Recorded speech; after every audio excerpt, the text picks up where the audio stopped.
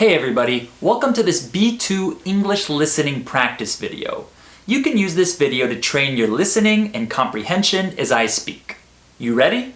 So today, I'm going to talk to you about airplanes and flying. This is definitely a topic that a lot of people hate, and that's understandable. I think one of the most common fears that exists is aerophobia, or the fear of flying. I can't even tell you how many people I know that have this fear to some degree. But let's talk a little more about the different aspects of flying. First, let's discuss the plane itself. I've flown many dozens of times to many different destinations, yet I'd say that I've probably never been in a really comfortable plane before. I think this is because almost all planes are just uncomfortable by nature. They've got to cram all these passengers into a little space, and of course, the more passengers, the more money, so naturally there's not going to be a lot of space or comfort. And of course, if you're flying short distances, you're probably not going to be in a big plane, so the space is already going to seem limited because of that.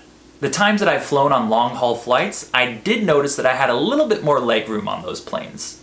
But I've also flown on some really small planes where I have to duck when I go down the aisle. Those planes are obviously the least comfortable to travel on. Alright, now let's talk about some of the things you experience during the flight. You've pretty much got three phases of the flight: the takeoff, the cruise phase, and the landing. Obviously, the cruise phase takes up the vast majority of the flight time. This is the actual flight, so to say. But the takeoff and the landing are the crucial phases of the flight, because in the very, very rare chance that something does go wrong, it's usually in one of these two phases. So, if you're going to get nervous about flying, it should be about the takeoff and landing, not about the cruise phase. It's funny, because so many people get freaked out during patches of turbulence when the plane is in the cruise phase.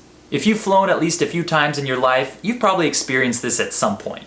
The plane starts shaking, things get a little rocky, and the plane might even free fall for a second or two.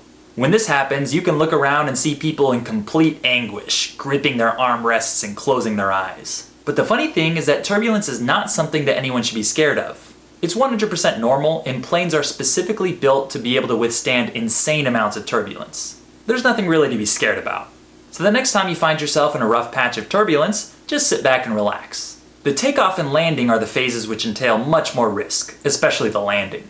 But all that said, it's still really rare for something to go very wrong during these phases. Flying is actually one of the safest, if not the safest, modes of traveling. So don't worry. Alright, now let's just talk a little bit about what you can do while you're flying. There are some people that can sleep on planes without any problem, and I'm not one of these people, unfortunately. I can only sleep on planes when I'm super tired, which isn't the case normally. I'm the type of person that likes to read on planes, or if it's a long flight, I might watch some movies. I just try to keep my mind as occupied as possible, or else the flight feels like an eternity. Okay, that's all for today.